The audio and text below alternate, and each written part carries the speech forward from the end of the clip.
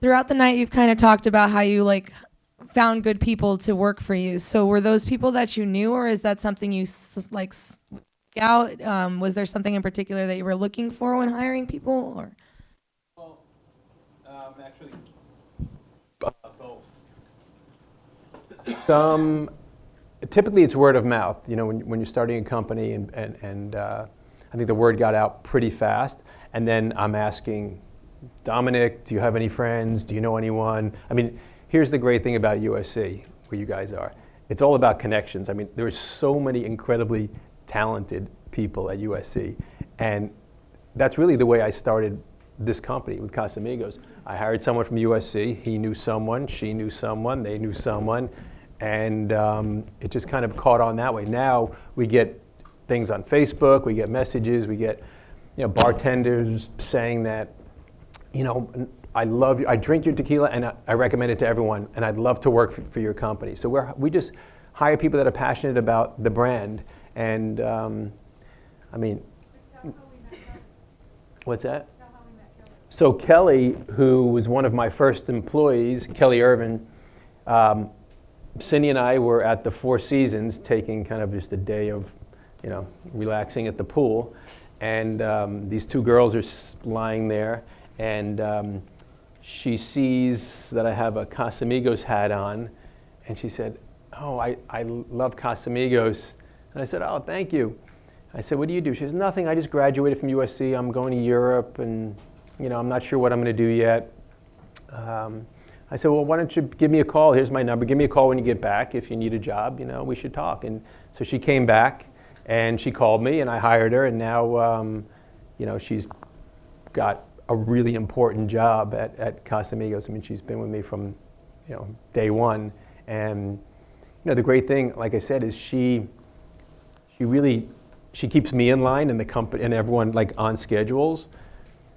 But she knows so many people. So if I say I need someone to help out with marketing, I need whatever it is, brand reps, she just gets the word out. And a lot amongst USC, when are you graduating? Or my sister knows someone. So it's really just word of mouth. We don't put ads in papers or, on the internet and stuff like that. It just, word gets out. But I think if you have a good brand and people know that you're growing, there's jobs available. And we are hiring. So if any of you guys are looking for work, we're hiring. Look out. Yes. Next question. Yes.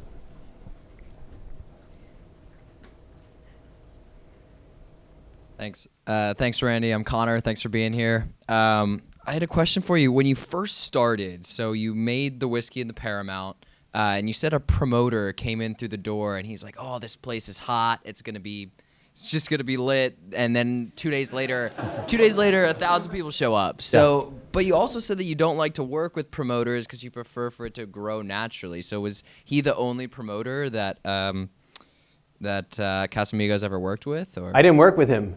He just Really? knew people, and he said, "There's this place you have to go. It's off the hook." And he knew a lot of people, so they came. But I never worked with him. And we were always approached by promoters. "Hey, can I do Friday night there? Can I just?" But I just felt like it's the wrong thing to do because, like I said, I like promoters.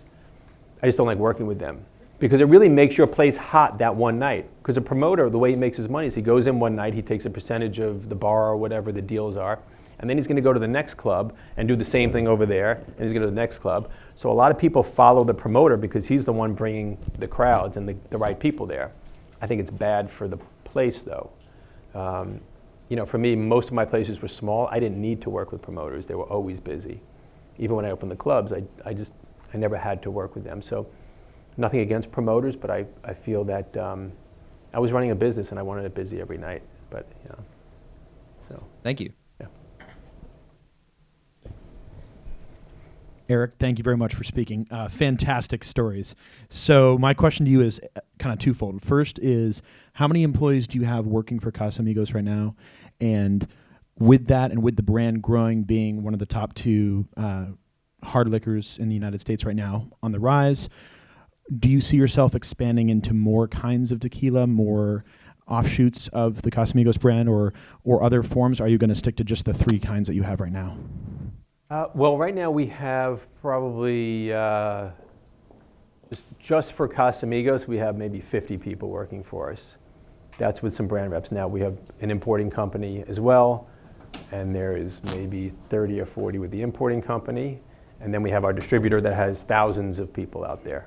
But directly for Casamigos, 50 and maybe 30, so total of 80 that currently work for us. As far as getting into other tequilas, we have an extra añejo. It's still in the barrel. It's not perfect yet. I just tried some actually 2 weeks ago, and it was very close, but it's not perfect, so it's still aging. So that will probably have, it'll probably come out maybe by summer. Yeah. Welcome.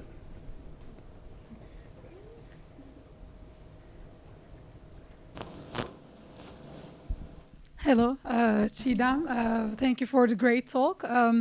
I had this question about the nightlife and what has made you so successful in it. So we know, it's about alcohol, music, women. But what about the other psychological things behind that you discovered and that you built your brands on, and now probably you are building also your own tequila brand on? Can you talk about the psychological Yes, I mean, sides of it's it? a good question because psychologically for me, when I was designing my bars and restaurants, I thought it was really important, and like I said, I always did it for myself. I designed places that I wanted to go to. I didn't go to other places and say, oh, I want to do something like that, or I don't like that, I want to do it differently. I designed places that I really wanted to be at.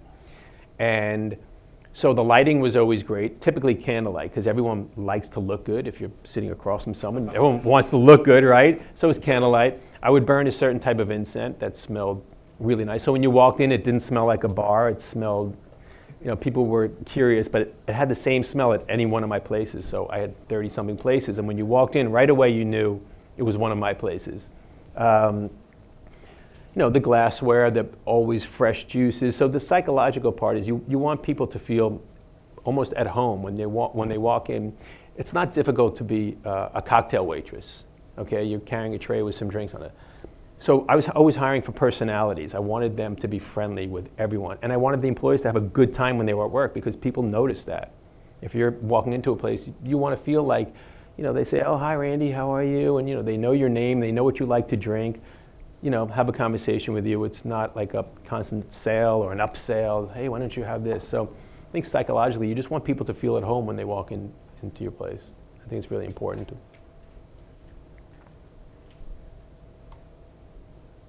Hi, Randy. Thank you for coming. My name is Molly. So my question is, when you were starting the company, the bar and lounge company, you said you opened like 5 to 6 companies a year and you were growing really quickly. And from what you said, it sounded like everything was going very smoothly.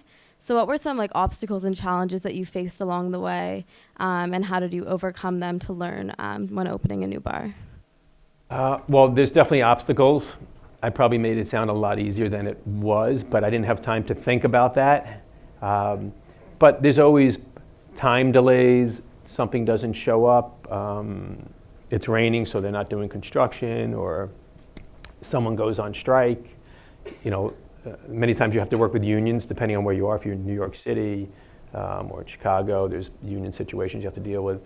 And so there are a lot of things, but you kind of have to, some things you can control, others you can't. So for me, I never let it stress me out. If I don't have control over it, it is what it is, and eventually it will get open. It may be a couple of weeks late, but it will get open. If I have control over it, I try and make sure it runs as smooth as possible. But truly having a great team around me that knew what their job was and got their job done.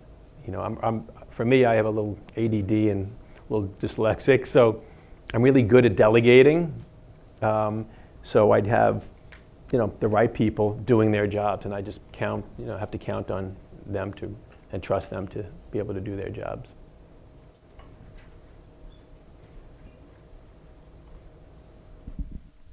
Hi, Randy. Thank you so much for coming. My name is Armin.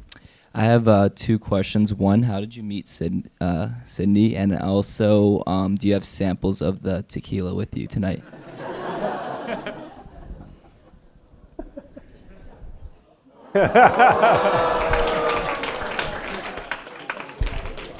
Well, see, here's the thing. Dave's looking at me like, not happening.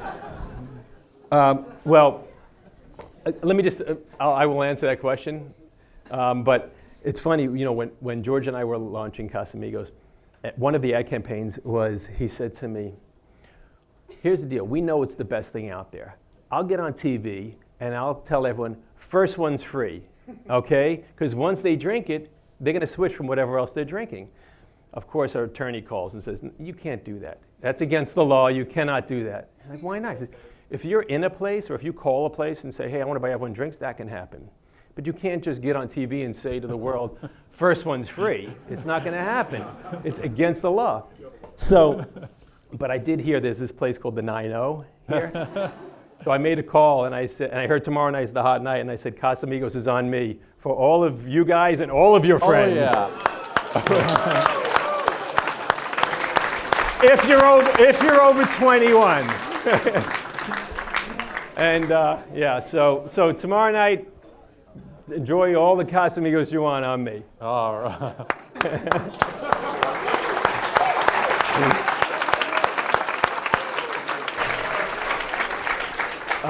And the other question, you know what? Do you want to answer that? Because we'll have different memories of how that.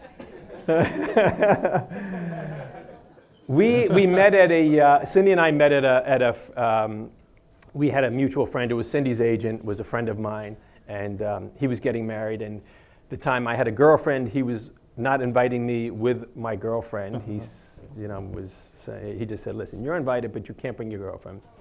I said, okay.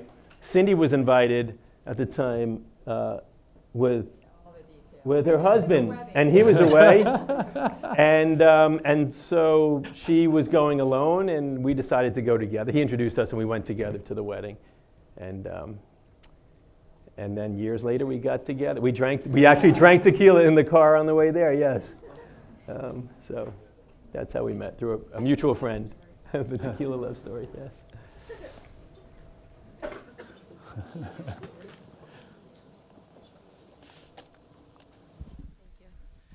Hi, Randy. Thank you for coming. I'm Brianna.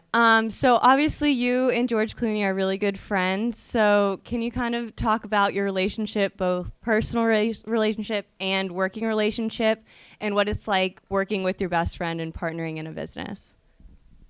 Well, George and I have been friends for a very long time.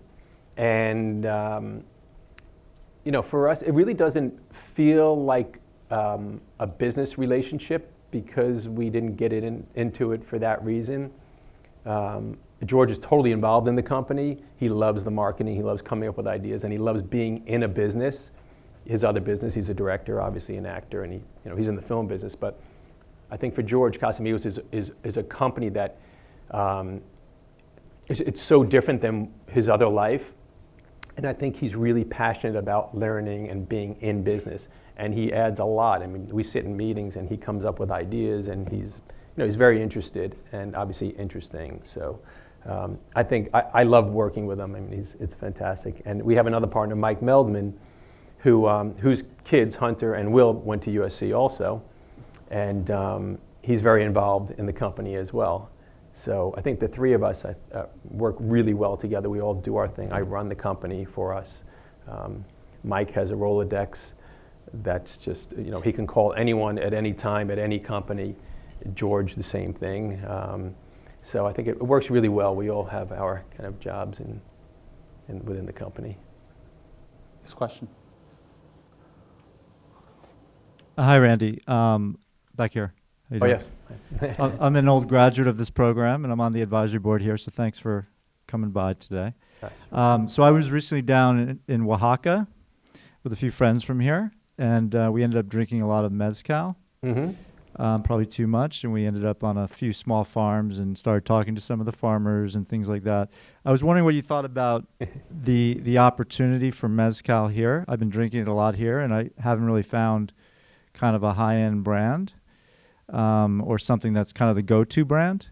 And my friends and I, we like it much better than tequila. So I didn't know if you've kind of explored that or what you guys think about that. Well, first, you should go to the 9-0 and try some Casamigos, and I might be able to change your mind. Mezcal's, it's interesting. It's a very different flavor. It's very smoky. I don't know many people that drink Mezcal. I think it's a very niche brand type of liquor. It's an acquired taste for sure. And I only drink Casamigos, so I can't really, yeah, I can't really comment too much on Mezcal. But I know it's, it's catching on a little bit, but it's a little hard to drink for some people. Yeah. Thank you. Hi, Randy. My name's Jerry. Thank you for coming today. And so you mentioned earlier that when you were doing your bar business, that as you started out, it was kind of fun doing it, but then as you kind of scaled it, it became less fun and more work. And so with this hobby of yours, it started as just something with House of Friends, and you wanted to, after you found out that, 1,000 bottles of alcohol is a little bit too much, I'm breaking the law, right? To start your own company. At what point do you want to, basically, how do you want to scale it such that it'll still remain fun and not as much of a work thing? I think, listen, my work was always fun, even when I was doing the restaurants and the bars. It was always fun, but when you have so many places, I think at that point I felt the pressure because I was always open somewhere, so whether it was Santiago, Chile, or Mexico, or LA, or New York, one of my places was always open. So I always felt the pressure. And then the next day, waking up to a lot of emails from all of the managers and what was happening. With Casamigos, it truly doesn't, we have such a great company. It's a small company. To produce more bottles, we could do that. The distillery can produce as many bottles pretty much as we need to. I mean, as long as we have enough agaves, which we currently do. So we're going to, the plan is just to keep it small. And it truly, it's for us, it really is a lifestyle. We own it, we drink it, we live it. So it really doesn't feel like work for me. It obviously is work, but I love going into the office and I love being there. And for me, every day I wake up, I'm like, I look forward to being in the office with everybody. You just have to keep it fun, and happens to be a good, fun business.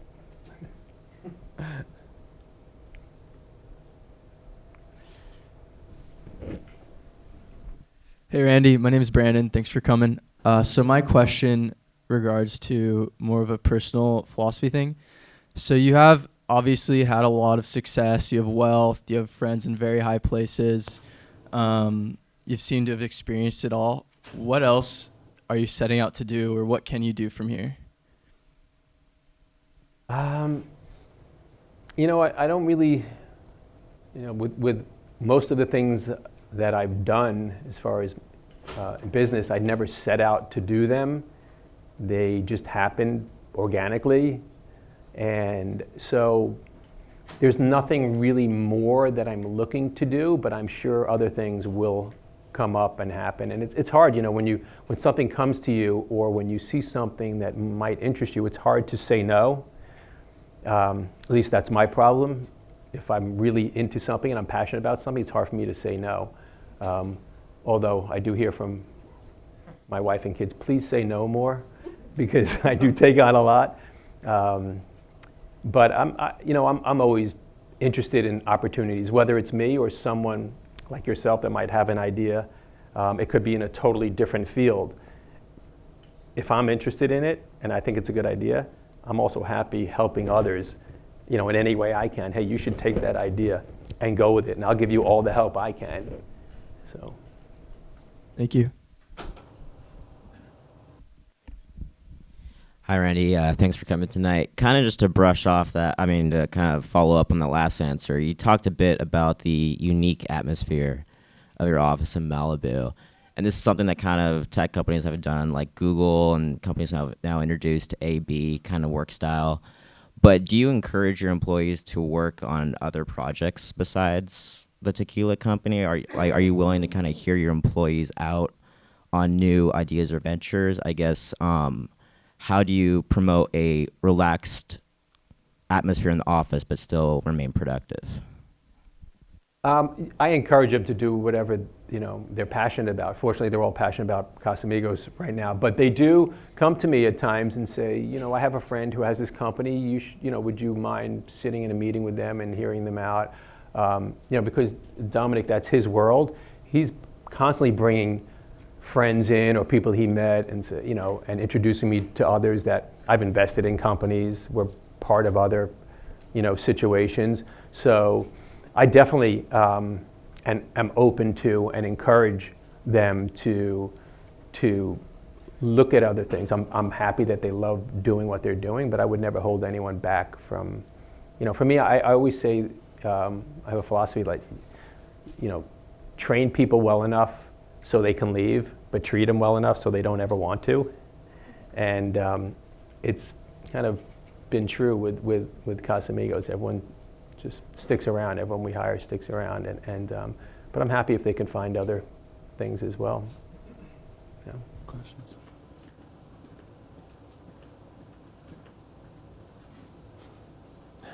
Hey Randy, how are you? My name is Matt. Thanks for coming and speaking with us today.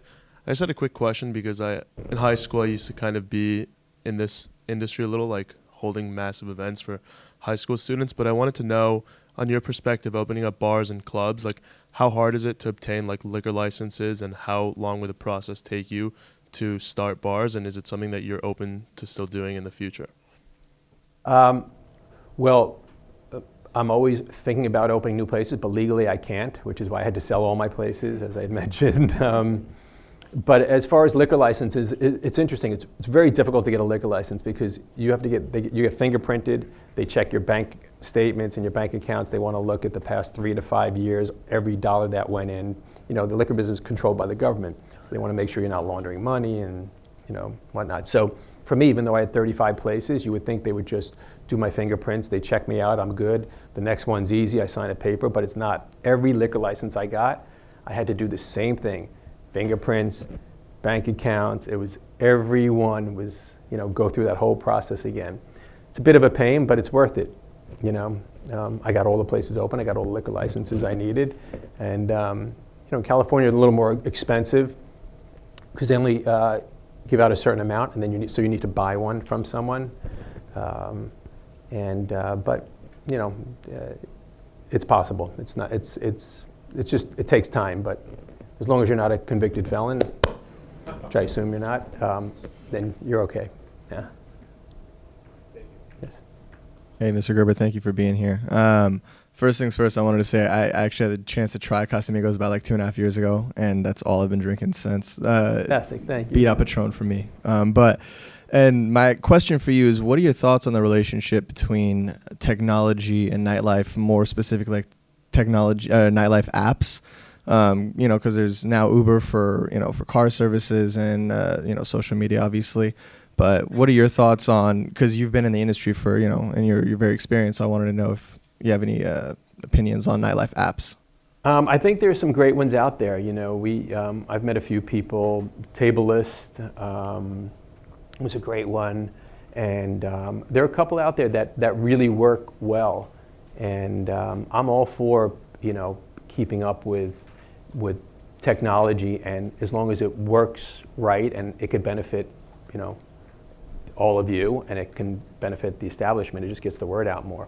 So I think it's interesting, that some of these companies, if they stick with it and they're doing the right thing, they could hit it big, really big. Thank you. I had one other question for you. This is a quick one. Do you have any other liquor at your office bar than Casamigos? I have caliche rum and ice. That's it. Nothing else. Just one last quick thing. We were talking about like how promoters kind of promote your place. So like different nights, depending on which promoter comes, is how well your place does. So actually, like you spoke about Table List, I'm currently I may be working with them, and I just wanted to know what you think about apps coming into that space, because it kind of takes out the use of having a promoter. So then how will that place, that establishment do well on a certain night if Table List is taking out the use of promoters? I think it benefits the place. It makes it easier for the consumer as well. You know, you can just get on table list and make a reservation or reserve a table and get a bottle up there. I mean, it's just, I think that's what it's become. It's just, you know, you get on your phone and you do it and you show up and everything's set for you. You don't have to get on, you know, and call and hope that they got the message or, so I think it makes it easier and it benefits you guys as well as the establishments. Last question for me too. So you were saying a lot about how you can't like own both. So is that only in the U.S. or in other countries? Is it the same thing? I think it's only in the U.S. I'm not 100% sure, but I think it's just in the U.S. So no interest in like opening bars in Mexico or anything like that? I had some in Mexico, which were fantastic, but I really don't have time really to open up more places right now. But it is still a passion of mine. I would love to if I had the time. Right now, I'm busy with Casamigos for sure. Yeah. A couple more quick ones. Students. Up top, students, sorry. Yeah, go ahead. He's 1 year out. Hey, thanks for coming. My name is Chris. Quick question. So starting off in the retail leasing world, what really, you know, what did you learn from your retail leasing background that really helped, you know, somehow in your career? Like something that you really took away from the leasing side? Can I add to that? Sure. Since you went from 16 sneaking into the bars, 18 you headed to Arizona, post-college you are out modeling, traveling the world. Yeah. How did you build the relationships in New York enough and know the square footage and locations to take Ian Schrager out confidently and meet 20 to 30 owners?